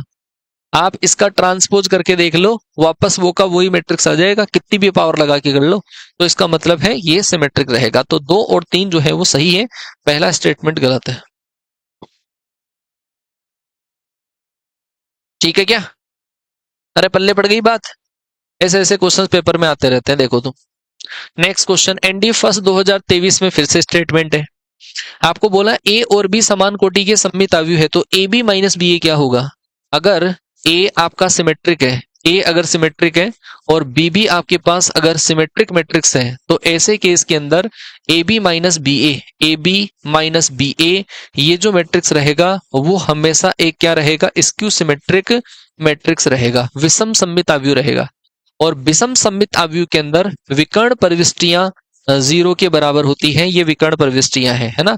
यहाँ पे 0, यहाँ पे a, यहाँ पर माइनस का b, यहाँ पर माइनस का a 0, ये होगा c, ये होगा हमारे पास b माइनस का c और 0 होगा। ठीक है, ये होगा हमारे पास विकर्ण प्रविष्टियां समान लेकिन अशून्य है। ओहो, अशून्य तो नहीं भाई, अशून्य तो नहीं, गलत है। आपको ये बोला दूसरा स्टेटमेंट कि इसकी गैर विकर्ण प्रविष्टियों का योगफल 0 है, मतलब नॉन डायगोनल एलिमेंट्स का सम, नॉन डायगोनल एलिमेंट का सम कितने के बराबर है? 0 के बराबर है, ये सही बोला है। Diagonal entries are equal to non zero, तो पहला स्टेटमेंट गलत है, दूसरा स्टेटमेंट जो है वो मात्र सही है। राइट आंसर आएगा बी ऑप्शन। हाँ, मैंने कहा भाई इसमें आती प्रॉपर्टीज है, सबसे ज्यादा प्रॉपर्टीज के ही क्वेश्चन सबसे ज्यादा पूछे जाते हैं इसमें। चलो भाई थोड़ा सा जिक्र कर दिया जाए डिटर्मिनेंट का भी, नहीं तो नाराज हो जाएगी डिटर्मिनेंट, है ना? फिर उसके बाद में ये क्वेश्चंस जो बाकी के हैं वो करवा देते हैं। देखो भाई, डिटर्मिनेंट का वैल्यू कैलकुलेट करने के लिए एक हम रूल अप्लाई करते हैं और वो है हमारे पास सारूस रूल होता है। ठीक है, सारूस रूल। और उस सारूस रूल के अकॉर्डिंग क्या करते हैं, ये स्पेशली फॉर 3x3 की मैट्रिक्स के लिए होता है, 3x3 की डिटर्मिनेंट के लिए होता है। अगर 3x3 की डिटर्मिनेंट कोई है तो सारूस रूल से हम उसका इजीली वैल्यू कैलकुलेट कर सकते हैं। जब डेटा हमारे पास सिंगल सिंगल डेटा लिखे हुए हो तब की बात है, अदरवाइज तो काम लेंदी हो जाता है। जैसे मान लो कि एक हमारे पास डिटर्मिनेंट है ए बी सी ए और सी ए बी, ये हमारे पास एक डिटर्मिनेंट है जी। ठीक है, डिटर्मिनेंट है। और इस डिटर्मिनेंट का वैल्यू अगर हमें निकालना हो सारूस रूल से, तो सारूस रूल से वैल्यू निकालने के लिए शुरू के जो 2 कॉलम है उसको रिपीट कर देते हैं। शुरू के 2 कॉलम को रिपीट करोगे तो आ जाएगा ए बी सी आ जाएगा, यहाँ पर बी सी ए आ जाएगा। क्लियर हो गया? आप जैसे ही इसमें सारूस रूल लगाओगे तो पहले तो इधर मल्टीप्लाई कर दो, इसको इधर मल्टीप्लाई कर दो, इसको इधर मल्टीप्लाई कर दो, कर दिया तो ये आ जाएगा ए बी सी आ जाएगा, ए बी सी आ जाएगा, ए बी सी आ जाएगा। तीनों को मल्टीप्लाई करके प्लस करेंगे तो क्या आ जाएगा? 3abc आएगा। ऐसे मल्टीप्लाई करेंगे सी क्यूब, ऐसे मल्टीप्लाई करेंगे ए क्यूब, ऐसे मल्टीप्लाई करेंगे बी क्यूब, मतलब आ जाएगा हमारे पास माइनस का ए क्यूब माइनस का बी क्यूब माइनस का सी क्यूब। बात आ गई क्या समझ में आपके? जब भी सारूस रूल हम अप्लाई करते हैं तो हम ये करते हैं कि शुरू के 2 कॉलम को हम बाद में रिपीट कर लेते हैं और बाद में रिपीट करके ऐसे ऐसे ऐसे ऐसे मल्टीप्लाई करते हैं। ऊपर से नीचे मल्टीप्लाई करते हैं वो तो प्लस में लिखा जाता है, और नीचे से ऊपर मल्टीप्लाई करते हैं तो वो माइनस में लिखा जाता है।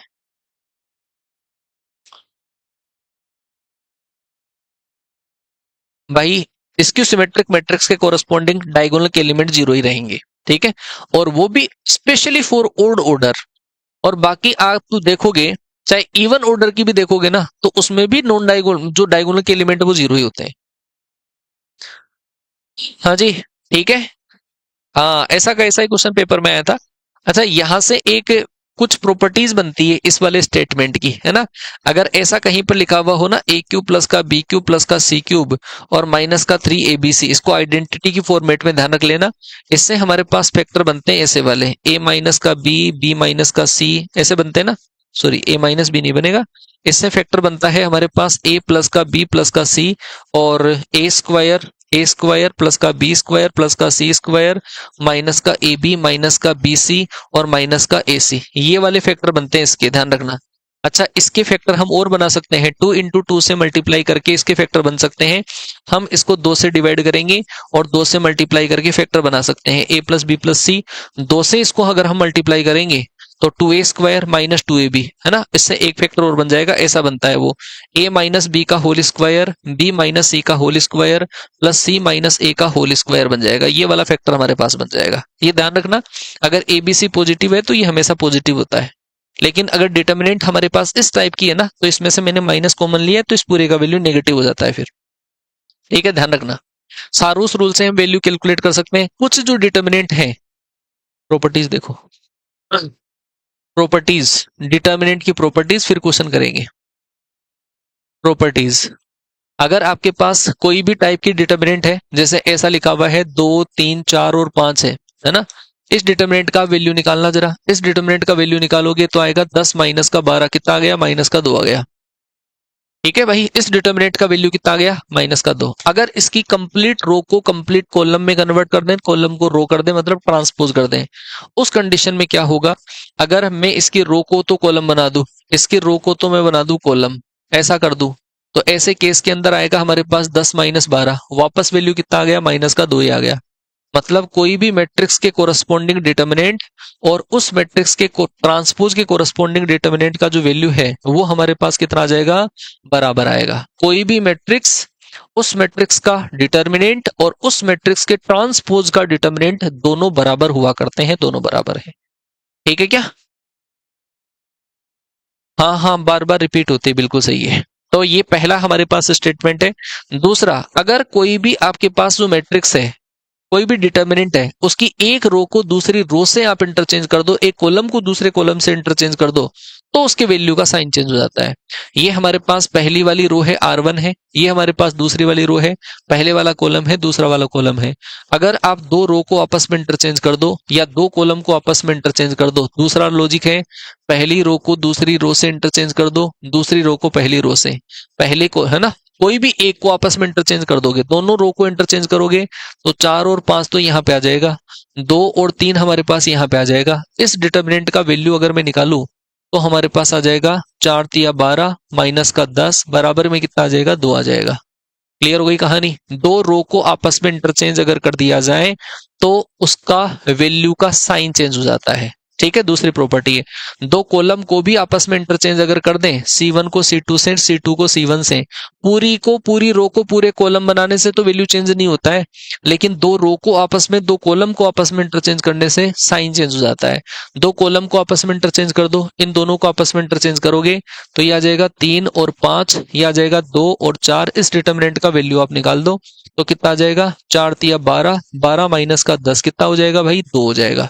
पहले क्या था? माइनस का 2, फिर बाद में क्या हो गया? प्लस का 2 हो गया। ठीक है क्या? क्लियर है?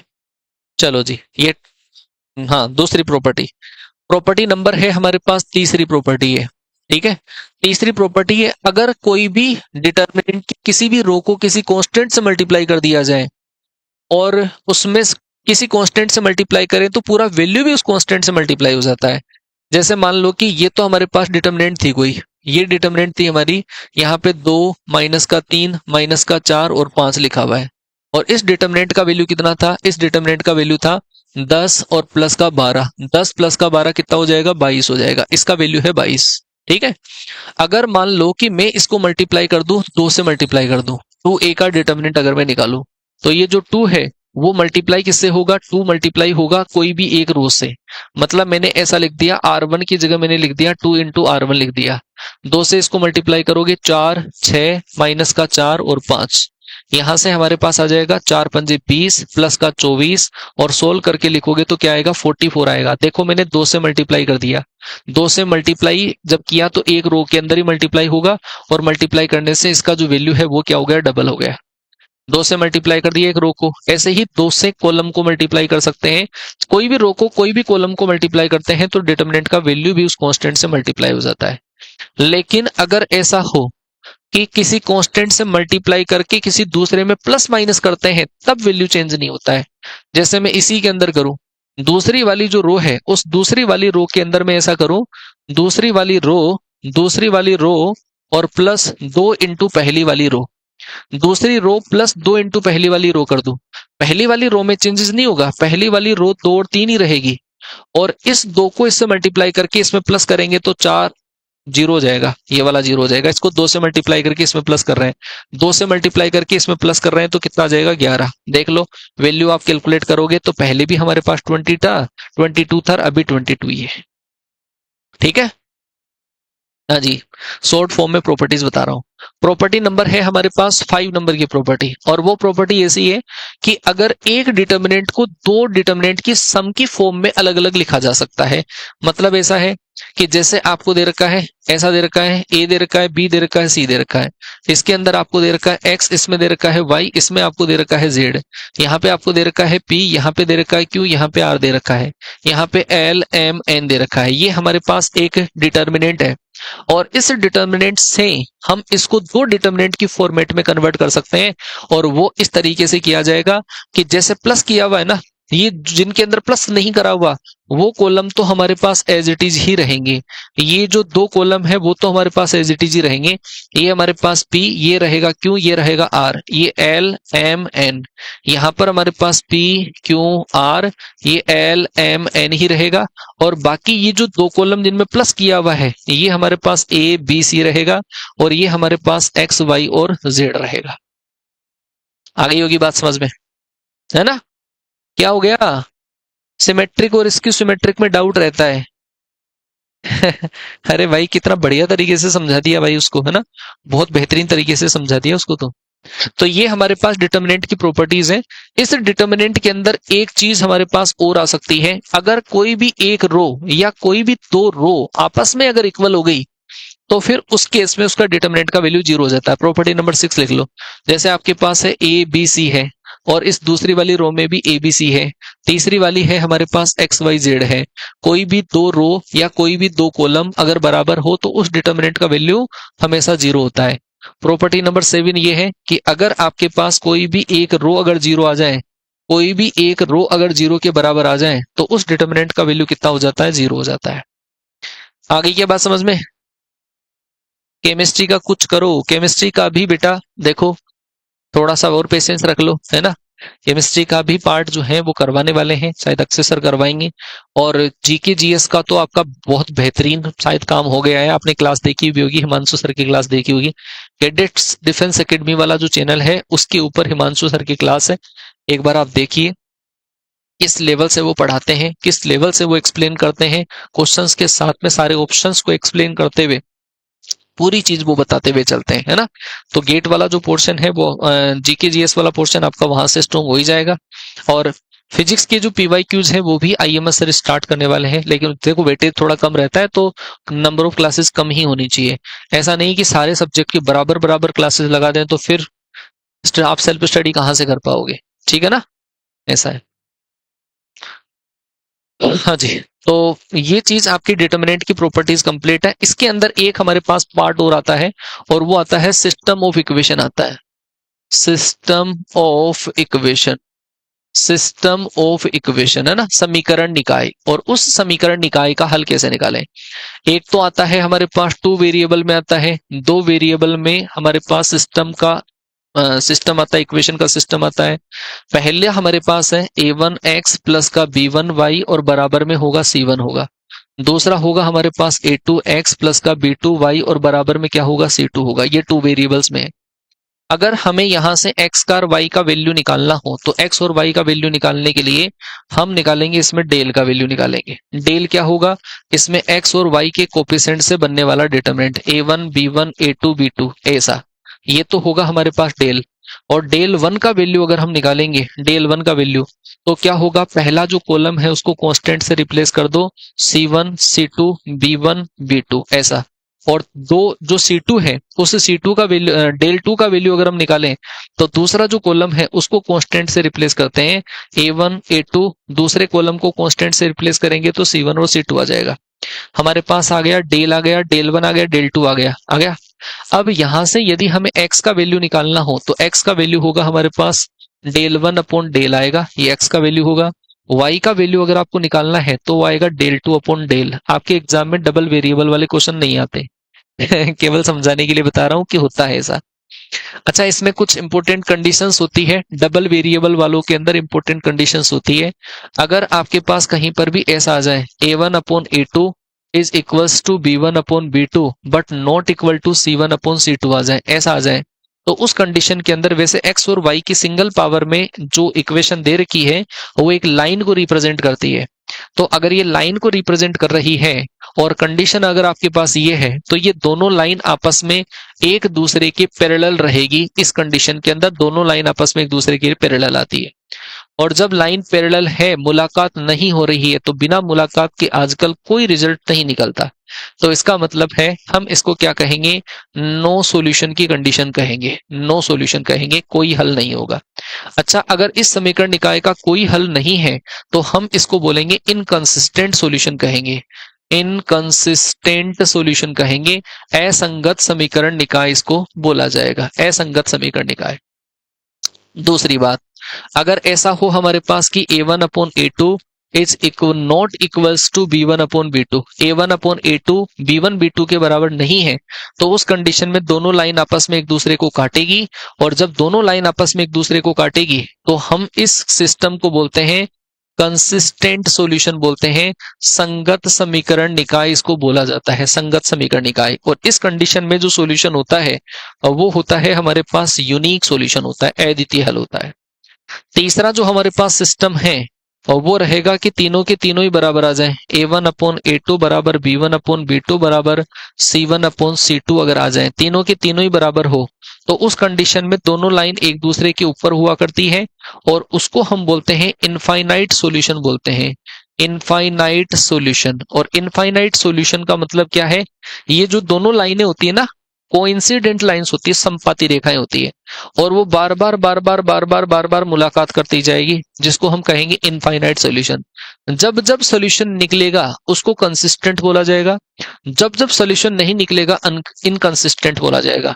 तो इनकंसिस्टेंट तो मात्र केवल एक ही है, बाकी ये जो है जिनमें इसमें सॉल्यूशन निकल रहा है तो इसको हम बोलेंगे कंसिस्टेंट सॉल्यूशन बोलेंगे। ये भी हमारा कंसिस्टेंट के अंदर भी आएगा, but number of solutions infinite आएंगे।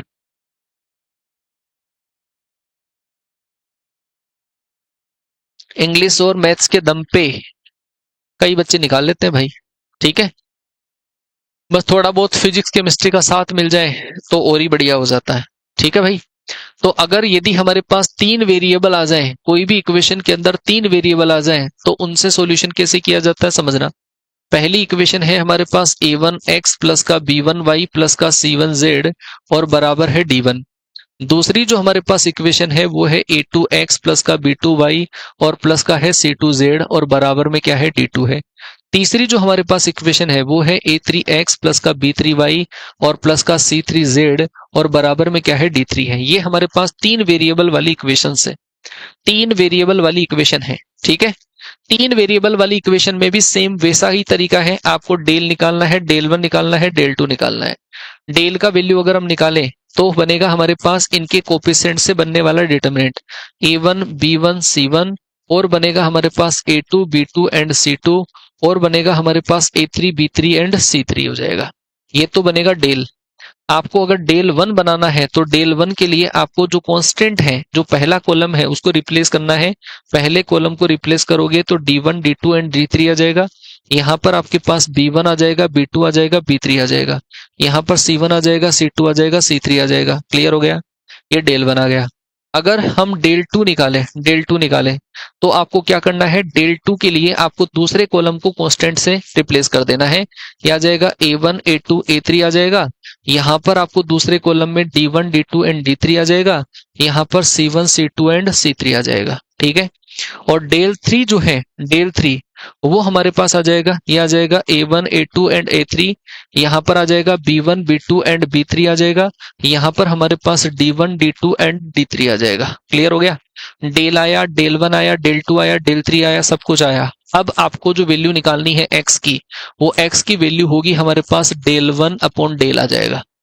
y का वैल्यू जो आपको निकालना है वो आ जाएगा हमारे पास डेल 2 अपॉन डेल आ जाएगा।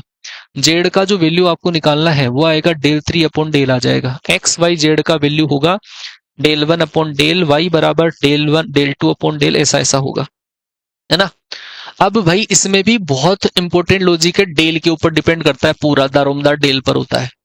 अगर डेल नॉट इक्वल टू 0 हुआ, अगर डेल नॉट इक्वल टू 0 हुआ, नीचे वाली संख्या अगर 0 के बराबर नहीं हुई, उस कंडीशन में जो हमारे पास सॉल्यूशन आएगा और वो सॉल्यूशन होगा यूनिक सॉल्यूशन, अद्वितीय हल होगा भाई। डेल नॉट इक्वल टू 0 की कंडीशन में यूनिक सॉल्यूशन होगा।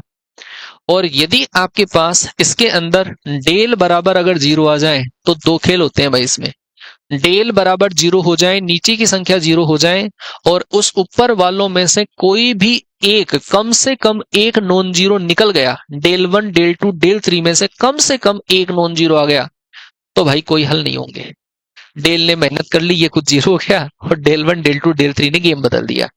तो आप लिख सकते हो इसमें डेल 1 डेल 2 डेल 3 में से मिनिमम 1 0, कम से कम एक अगर 0 हो गया ना, कोई भी एक 0 हो गया, कम से कम एक 0 हो गया इन ऊपर वालों के अंदर से, तो काम बदल जाएगा। उस कंडीशन के अंदर हम बोलेंगे नो सॉल्यूशन बोल देंगे, कोई हल नहीं रहेगा। और जब जब हल नहीं निकलता उसको हम क्या बोलते हैं, इनकंसिस्टेंट सॉल्यूशन बोलते हैं। तो ये होगा इनकंसिस्टेंट, ये होगा कंसिस्टेंट।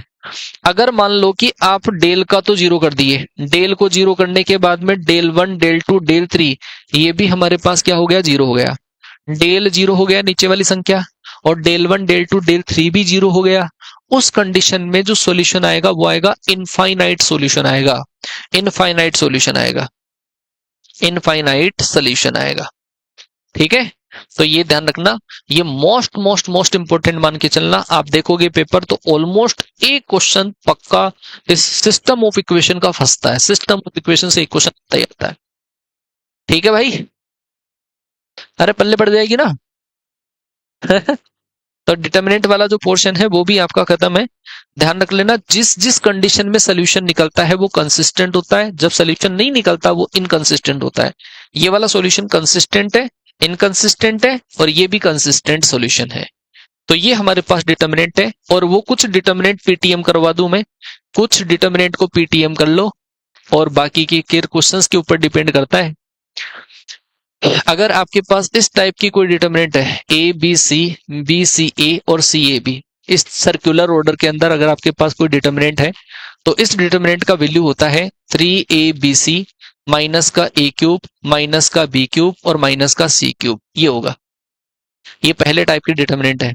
दूसरे टाइप की डिटर्मिनेंट, अगर हमारे पास ऐसा आ जाए 1 1 1 आ जाए, यहां पर ए बी सी आ जाए, यहां पर स्क्वायर आ जाए, A square B square C square आ जाए, या हमारे पास इसी के अंदर ऐसा आ जाए कि 1 1 1 तो है हमारे पास, यहां पर ए बी सी है, अब ए बी सी में से ए के अलावा क्या बचा, बी सी, बी के अलावा ए सी के अलावा क्या बचा, ए बी बचा। अगर आपको इन दोनों डिटर्मिनेंट की वैल्यू निकालनी है तो वो डिटर्मिनेंट होगा ए माइनस का बी रहेगा, बी माइनस का सी रहेगा और सी माइनस का ए रहेगा। इस टाइप के डिटर्मिनेंट की वैल्यू आ जाएगी।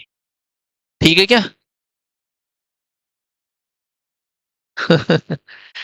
चलो जी, प्रॉपर्टी नंबर है हमारे पास थर्ड, और प्रॉपर्टी नंबर थर्ड ये है कि 1 1 1 यहां पर है हमारे पास ए बी सी, और यहां पर है हमारे पास ए स्क्वायर तो आ गया ए क्यूब, अगर आ गया ए क्यूब आ गया, बी क्यूब आ गया एंड सी क्यूब आ गया। अगर इस टाइप की कोई डिटर्मिनेंट अगर हमारे पास है तो इस डिटर्मिनेंट का वैल्यू होगा हमारा ए माइनस का बी, बी माइनस का सी माइनस का ए, और साथ में हमारे पास ए प्लस का बी प्लस का सी। ये हमारे पास इस डिटर्मिनेंट का वैल्यू आएगा। डिटर्मिनेंट नंबर 4 1 1 1 यहां पर अगर ऐसा आ जाए A square B square C square आ जाए, और इसके अंदर A cube B cube and C cube अगर आ जाए, इस टाइप की कोई डिटर्मिनेंट अगर है तो उस डिटर्मिनेंट का वैल्यू होगा, इस डिटर्मिनेंट का वैल्यू आ जाएगा ए माइनस का बी माइनस का सी माइनस का ए, और साथ में हमारे पास आ जाएगा ए बी प्लस का बी सी प्लस का ए सी आ जाएगा। ठीक है भाई, तो ये हमारे पास कुछ डिटर्मिनेंट है जिनको आपको याद रखना पड़ेगा।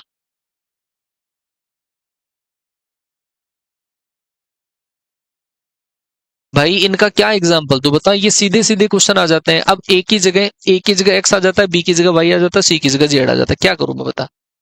है ना? हाँ, प्रॉपर्टीज ही आती है, सबसे ज्यादा जो वेटेज होता है वो प्रॉपर्टीज का ही होता है। अभी प्रॉपर्टीज लिखा के तुम्हें क्वेश्चंस कराए और same as it is property के बेसिस पे पूरे के पूरे स्टेटमेंट वाले क्वेश्चन हो गए। ठीक है ना? तो ऐसी की ऐसी आती है प्रॉपर्टीज। तो ये जो चैप्टर है आपका डिटर्मिनेंट वाला जो पोर्शन है वो फिनिश है। पीवाईक्यूज आप लोग जरूर से करें, एक्स्ट्रा क्वेश्चंस आपको जितने बन पाए उतने क्वेश्चंस बनाने की आप कोशिश करिए। ठीक है?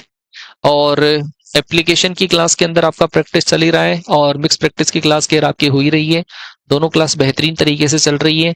डीपीपीज भी जो पेंडिंग है, थोड़ी सी डीपीपीज मैं आपको और डाल दूंगा, वो डीपीपीज विद सॉल्यूशन मिलेगी, उनको आप एक बार देख लीजिए। ठीक है, आने वाले टाइम पे मॉक टेस्ट वगैरह और डाल देंगे फिर। ठीक है भाई, चलो फिर मैं मिलता हूं आपसे हमारे अगले सेशन में। तब तक के लिए टाटा बाय बाय, जय हिंद, वंदे मातरम। क्लास कैसी लगी एक छोटा सा कमेंट जरूर करके जाना।